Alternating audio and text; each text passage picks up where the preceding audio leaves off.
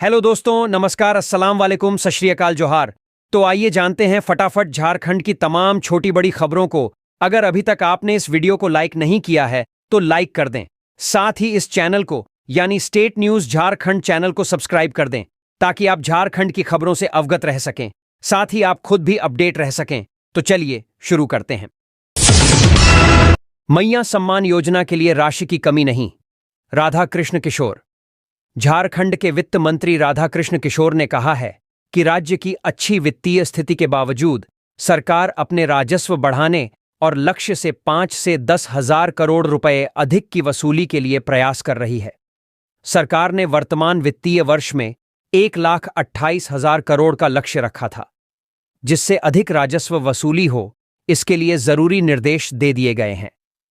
वित्त मंत्री ने कहा कि राज्य में मुख्यमंत्री मैया सम्मान योजना के लिए इस वित्तीय वर्ष में राशि की कोई कमी नहीं है। उन्होंने कहा कि तकनीकी वजहों से लाभुकों के खाते में राशि नहीं गई है। राधाकृष्ण किशोर ने कहा कि सरकार टैक्स चोरी रोककर अपने लक्ष्य 1,28,000 करोड़ से 5,000 करोड़ ज्यादा राजस्व प्राप्त करना चाहती है और इसके लिए सभी डीसी और अधिकारियों को आदेश भी दिए गए हैं। राज्य का राजकोषीय घाटा भी बेहद कम है। ऐसे में कल्याणकारी योजनाओं के लिए सरकार को धन की दिक्कत भी नहीं होगी।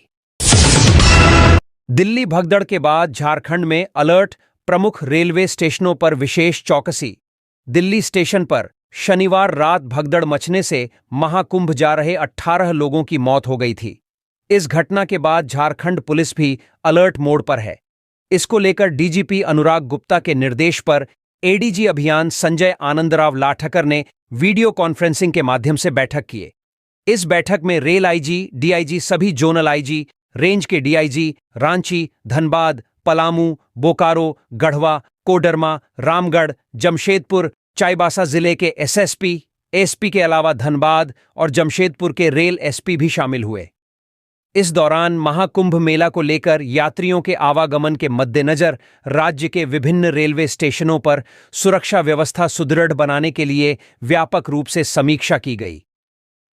बैठक के 26 फरवरी तक चलने वाले प्रयागराज महाकुंभ मेले को लेकर यात्रियों के यात्रा के मद्देनजर रेलवे स्टेशन पर सुरक्षा व्यवस्था सुदृढ़ करने से संबंधित कई तथ्यों पर व्यापक रूप से समीक्षा करते हुए निर्देश दिए गए, जैसे जिला पुलिस कंट्रोल रूम एवं स्थानीय रेलवे स्टेशन में उपलब्ध कंट्रोल रूम से आपसी समन्वय स्थापित की जाए ताकि रेलवे स्टेशन और जिला पुलिस कंट्रोल रूम में सीधा समन्वय बना रहे। रेलवे स्टेशन कंट्रोल रूम और उसके माध्यम से जिला पुलिस कंट्रोल रूम में उक्त स्टेशन पर आने वाली सभी महत्वपूर्ण ट्रेन, विशेषकर जो बनारस और प्रयागराज की ओर जा रही हो या वहां से आ रही हो, की जानकारी उपलब्ध रखना सुनिश्चित की जाए। सभी एसपी, डीसी जिला में कम से कम एक डीएसपी स्तर के अधिकारी और दंडाधिकारी को ऐसे रेलवे स्टेशन जहां पर भीड़ अधिक होने की उम्मीद हो पर प्रतिनियुक्त करेंगे, जो वहां के सुरक्षा व्यवस्था के लिए संपूर्ण रूप से जिम्मेवार होंगे। भीड़-भाड़ वाले रेलवे स्टेशनों पर ट्रैफिक की संपूर्ण व्यवस्था की समीक्षा करते हुए यात्रियों के भीड़ को व्यवस्थित करने के लिए पुलिस पदाधिकारी और दंडाधिकारी की प्रतिनियुक्ति की जाए। जीआरपी और आरपीएफ के साथ रेलवे स्टेशन में प्रवेश करने वाले सभी द्वारों और भागों में पर्याप्त संख्या में बल उपलब्ध कराया जाए ताकि अनावश्यक लोग या बिना टिकट के लोग स्टेशन पर पीक आवर में प्रवेश न करें। ऋण पास रांची को मिलेगा नया रूप, स्वास्थ्य मंत्री डॉक्टर इरफान अंसारी ने किया वादा। स्वास्थ्य मंत्री डॉक्टर इरफान अंसारी ने ऋण पास रांची के वार्षिक खेलकूद समारोह में घोषणा की कि संस्थान को नया रूप दिया जाएगा। उन्होंने कहा कि संस्थान के पुराने भवन को गिराकर नया भवन बनाया जाएगा। राज्य के स्वास्थ्य विभाग के अपर मुख्य सचिव अजय कुमार सिंह ने कहा कि संस्थान का 100वां साल पूरा होने जा रहा है, इसलिए इस मौके पर भव्य समारोह का आयोजन किया जाएगा। उन्होंने कहा कि सितंबर में 3-4 दिनों का कार्यक्रम आयोजित किया जाएगा। कांके के विधायक सुरेश बैठा ने कहा कि ऋण पास राज्य का गौरव है और इसको और बढ़ाने की जरूरत है। उन्होंने कहा कि संस्थान के विकास के लिए मिलजुल कर काम करने की जरूरत है। सीएम की अध्यक्षता में झारखंड राज्य सजा पुनरीक्षण परिषद की बैठक संपन्न, 37 आजीवन कैदी होंगे रिहा। मुख्यमंत्री हेमंत सोरेन की अध्यक्षता में झारखंड राज्य सजा पुनरीक्षण परिषद की बैठक में 37 आजीवन कैदियों को रिहा करने का निर्णय लिया गया। यह निर्णय राज्य के विभिन्न जेलों में आजीवन सजा काट रहे कैदियों के मामलों की समीक्षा के बाद लिया गया। मुख्यमंत्री हेमंत सोरेन ने अधिकारियों को निर्देश दिया कि रिहा हुए कैदियों का सामाजिक और पारिवारिक पृष्ठभूमि का सत्यापन किया जाए, साथ ही उनका ट्रैक रिकॉर्ड बनाए रखा जाए और उनकी गतिविधियों की निरंतर निगरानी की जाए। उन्होंने यह भी कहा कि रिहा हुए कैदियों को सरकार की कल्याणकारी योजनाओं से जोड़ा जाए ताकि उनका जीवन सुचारू रूप से चल सके।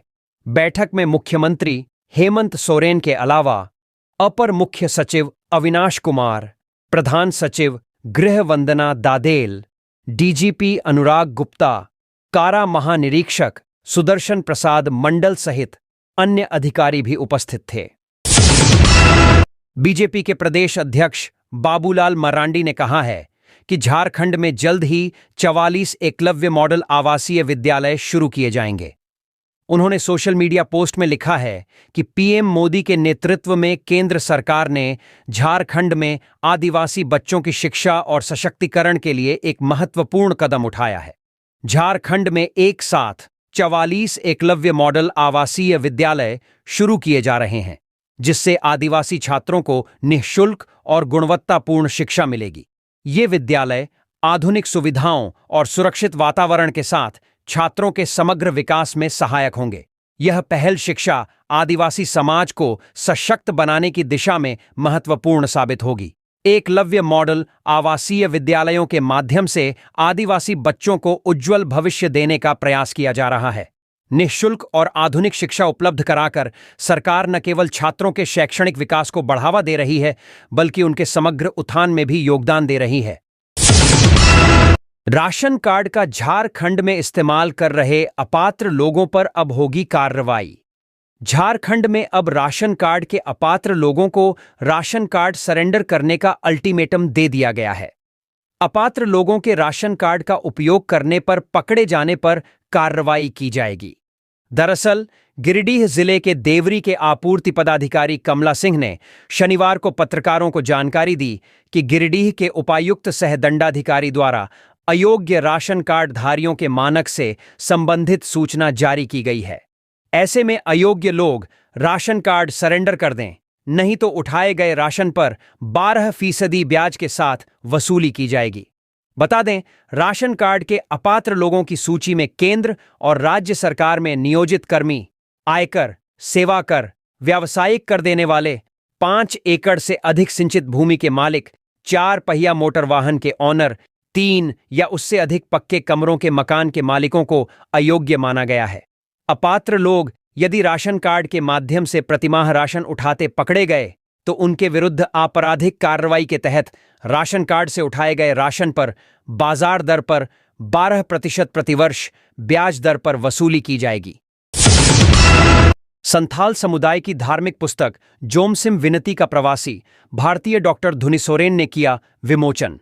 दुमका के डंगालपाड़ा स्थित सारोलुखीगढ़ में सरी धर्म गुरु बाबा व लेखक टैगोर साहित्य पुरस्कार से सम्मानित सोमय किस्कू द्वारा लिखित पुस्तक जोमसिम विनती का विमोचन प्रवासी भारतीय डॉक्टर धुनी सोरेन द्वारा किया गया। पुस्तक की बाबत सरी धर्म गुरु बाबा व लेखक ने बताया कि संताल आदिवासियों की प्रकृति पूजक परंपरा है, जो वाचिक मौखिक रूप से पीढ़ी दर पीढ़ी चली आ रही है। संताल समुदाय अपने धर्म, रीति रिवाज, परंपरा और आस्था को कहानियों, लोकगीतों, नृत्य और अनुष्ठानों के माध्यम से संरक्षित करते आए हैं। वर्तमान समय में आदिवासी पढ़ लिखकर आगे आ रहे हैं। वे अपने धर्म, रीति रिवाज, परंपरा और आस्था को अब कलमबद्ध करने लगे हैं। यह पुस्तक उसी का एक प्रयास है। संथाल समुदाय का धार्मिक ग्रंथ इंग्लिश में लिखने के सवाल पर लेखक ने कहा कि संताल आदिवासियों का धर्म, रीति रिवाज, परंपरा और आस्था है। उसे पूरे विश्व में प्रचार प्रसार की जरूरत है। सिर्फ संथाल आदिवासी ही नहीं, विश्व के सभी समुदाय जान पाए कि संथाल आदिवासी का संस्कृति, पूजा, परंपरा कितना समृद्ध है। ज्ञात हो कि लेखक ने धर्म से संबंधित संताली और बंगला भाषा में भी कई धार्मिक पुस्तक लिख चुके हैं। प्रवासी भारतीय डॉक्टर धुनी सोरेन ने कहा, पुस्तक का विमोचन कर धन्य हुआ। अब विश्व पटल पर हम सभी कह सकते हैं कि हम लोगों की भी धार्मिक पुस्तक है। लेखक का यह बहुत ही सराहनीय कदम है। इस मौके पर गोपाल हांसदा, गंगल किस्कू, सोनातन हांसदा, हेकिम मुर्मू, मोदन हेम्ब्रम आदि उपस्थित थे। फिर सुर्खियों में राज्य का सबसे बड़ा अस्पताल। रिम्स परिसर में खड़ी 240 एम्बुलेंस जब्त, मरीजों की बड़ी परेशानी। राज्य के सबसे बड़े सरकारी अस्पताल रिम्स हमेशा सुर्खियों में बना रहता है। अब ताजा मामला रिम्स में मौजूद निजी एम्बुलेंस को लेकर सामने आ रहा है। दरअसल राज्य के सबसे बड़े अस्पताल में सरकारी एम्बुलेंस की कमी है, जिसके कारण रिम्स में निजी एम्बुलेंस दिन भर मरीजों को लाने और ले जाने का काम करते हैं। रिम्स में एम्बुलेंस की पार्किंग की व्यवस्था नहीं होने की वजह से चालक जहां जगह मिलती है एम्बुलेंस को वहीं खड़ी कर देते हैं।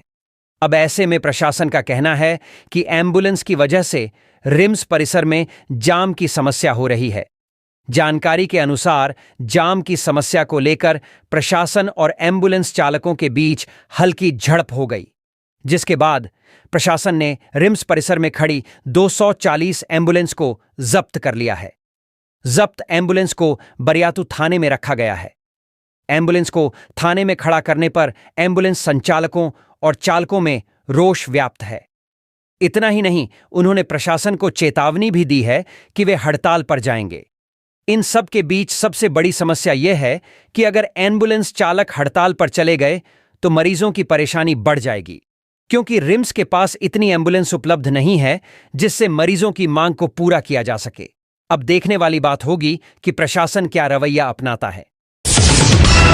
झारखंड की जमीन से निकलेगा सोना, खदान खोज रही कंपनी, 2 माह में सरकार के पास जाएगी रिपोर्ट। झारखंड में सोने की खदान की संभावना बढ़ गई है। यहां के जमीन के अंदर अलग अलग क्षेत्र में कई ऐसे खनिज हैं जिसकी नीलामी होने से राज्य की तकदीर बदल सकती है। फिलहाल राज्य सरकार की agency Jharkhand exploration and mining corporation limited यानी JEMCL के द्वारा रांची, सरायकेला और खूंटी में सोने की खदान की खोज कर रही है। संभावना है कि खदान 2 माह के अंदर खोज लिया जाएगा। इसके बाद नीलामी की प्रक्रिया पूरी होगी और फिर सोना निकालना शुरू हो जाएगा। जानकारों के मुताबिक झारखंड की धरती में हर तरफ अलग अलग खनिज है। यहां अभ्रक, कोयला, लिथियम, बॉक्साइट के बाद अब सोने की खदान की भी संभावना है। झारखंड को ठीक तरीके से सर्च किया जाए तो यहां कई दुर्लभ खनिज मिल सकते हैं, जिसकी कीमत देश से लेकर विदेश तक अच्छी खासी है। खासकर झारखंड में जब सोना की खदान तलाश की जा रही है तो यहां इससे इनकार नहीं कर सकते हैं कि सोना नहीं है, बल्कि अच्छी मात्रा में निकल सकती है। मीडिया रिपोर्ट के मुताबिक खूंटी के उलिहुरांग में सोने की खदान की खोज चल रही है। यहां भारी मात्रा में सोना मिलने की संभावना है। कंपनी 2 माह के अंदर इस क्षेत्र में सोने की तलाश पूरी कर लेगी। साथ ही इसके बाद राज्य सरकार को रिपोर्ट दी जाएगी, जिसमें बताया जाएगा कि कितना सोना उस क्षेत्र में है और खदान शुरू करने में कितना समय लगेगा।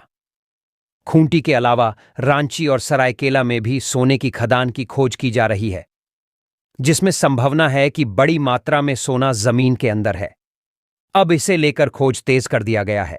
जल्द ही सभी जिलों में सोने की खदान को लेकर राज्य सरकार के पास रिपोर्ट पहुंचेगी और साल 2025 के अंत तक सभी जगह से सोना निकलना भी शुरू हो जाएगा। बता दें कि इससे पहले भी पूर्वी सिंहभूम और सरकेला में सोने की भंडारण की पुष्टि हो चुकी है। पूर्वी सिंहभूम में सोने की खदान से सोना निकाला भी गया है। इस खदान की पुष्टि होने के बाद से ही खान विभाग सोना खोजने की दिशा में आगे बढ़ा है। अब उम्मीद है कि राज्य में जल्द सोना की खदान शुरू हो जाएगी, जिससे स्थानीय लोगों को रोजगार और क्षेत्र की तस्वीर भी बदल सकेगी। 100 जिलों में शुरू होगी प्रधानमंत्री धन धान्य योजना।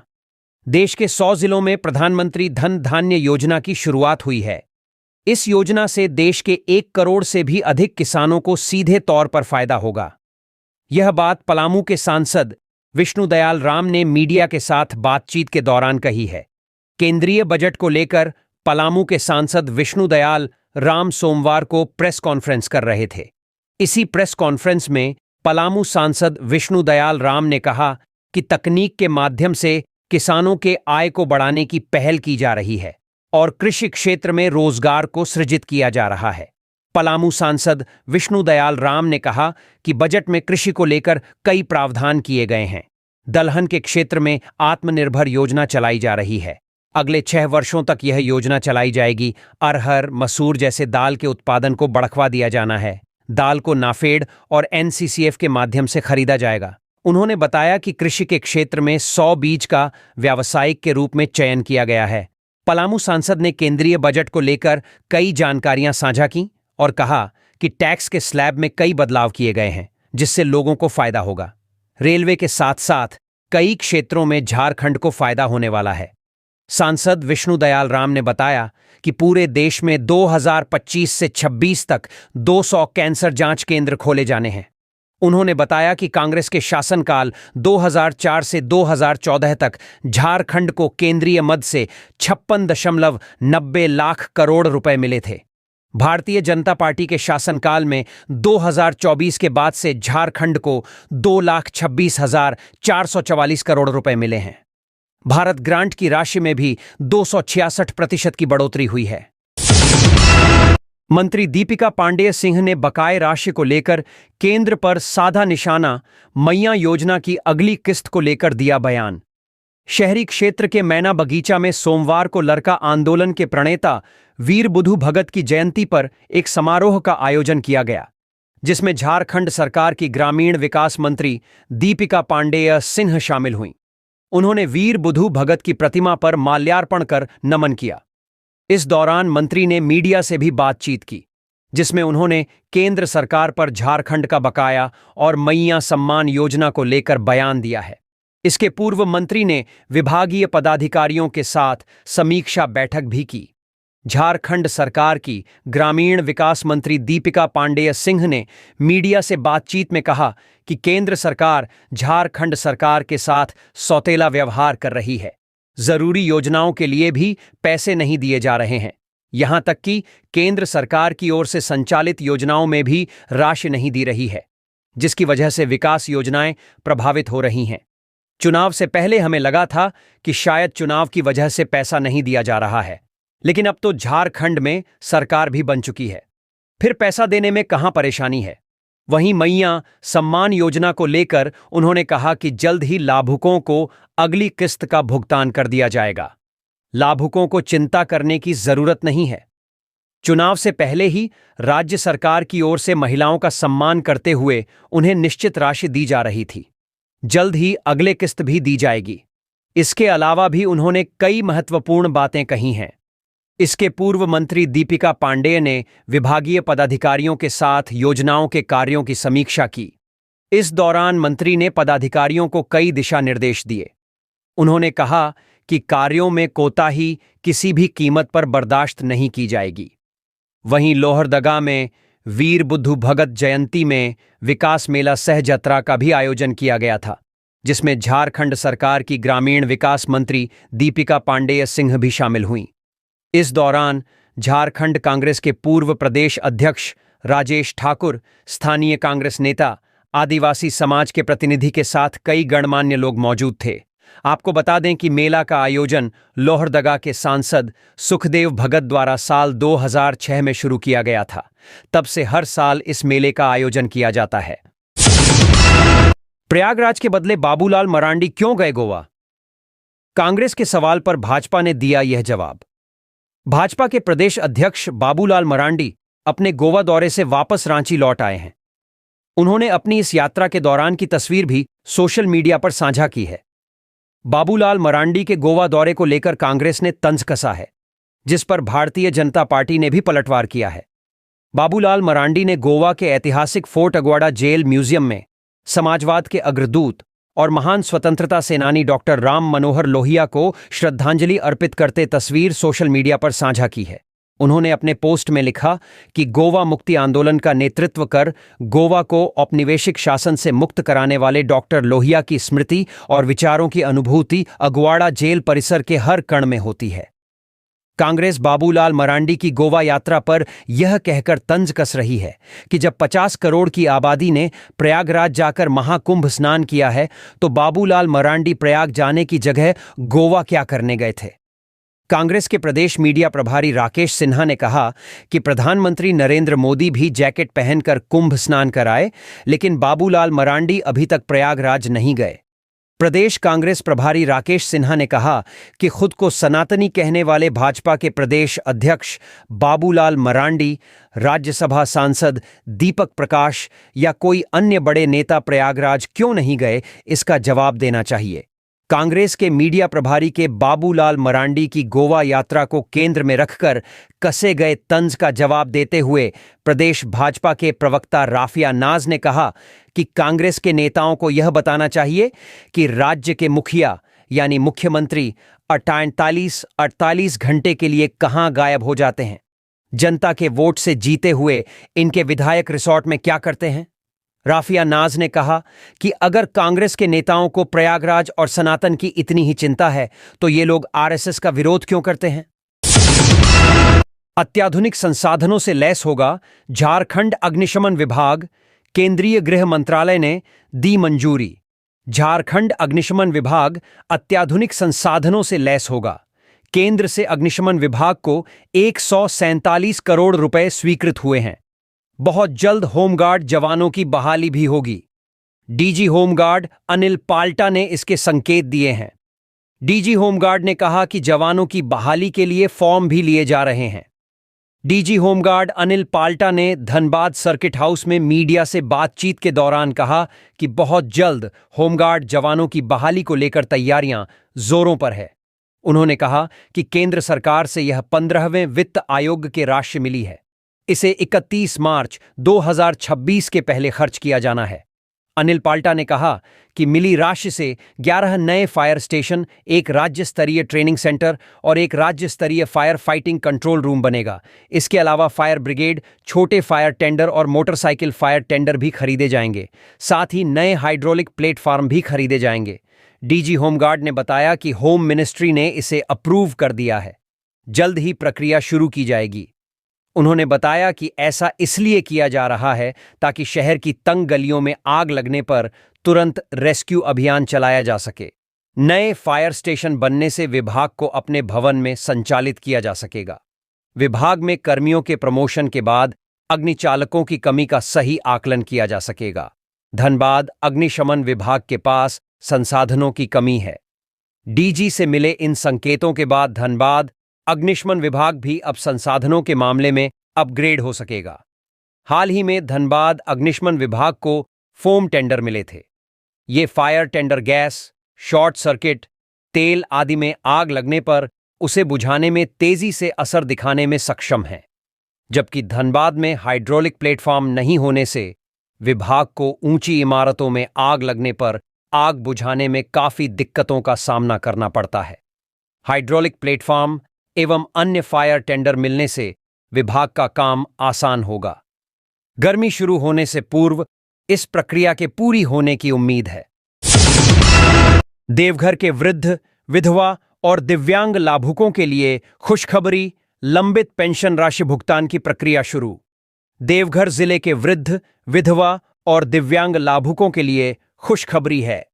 भारत सरकार की इंदिरा गांधी राष्ट्रीय वृद्धा पेंशन योजना, इंदिरा गांधी राष्ट्रीय विधवा पेंशन योजना और इंदिरा गांधी राष्ट्रीय दिव्यांग पेंशन योजना के लाभुकों के खाते में आज 17 फरवरी से पैसे जाने शुरू हो जाएंगे। यह जानकारी जिला सामाजिक सुरक्षा कोषांग की पदाधिकारी सरिता भारती ने दी है। उन्होंने बताया कि जिले के 49,286 लाभुकों को इन तीनों योजनाओं के तहत 3 माह की लंबित पेंशन की राशि का सोमवार से भुगतान होना शुरू हो गया है। उन्होंने बताया 17 फरवरी से लेकर अगले 1 सप्ताह तक सभी लाभुकों के खाते में 3 महीने का बकाया 3,000 रुपये भेज दिए जाएंगे। इसके लिए सभी प्रक्रिया पूरी कर ली गई है। उन्होंने बताया कि तीनों योजना की राशि केंद्र सरकार और राज्य सरकार के अंशदान से लाभुकों को दी जाती है।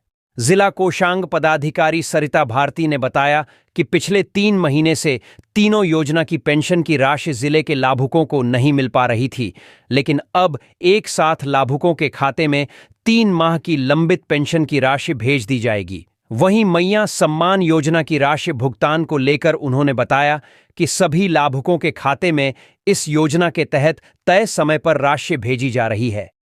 इधर पेंशन की राशि भुगतान की प्रक्रिया शुरू होने पर लाभुकों में खुशी देखी गई। 3 माह से पेंशन की राशि नहीं मिलने से लाभुकों को परेशानी का सामना करना पड़ रहा था। तो ये थी आज की कुछ मुख्य बड़ी खबरें। जुड़े रहे इस चैनल के साथ। ऐसे ही आपको इस चैनल के माध्यम से झारखंड की तमाम छोटी बड़ी खबरों का अपडेट मिलता रहेगा।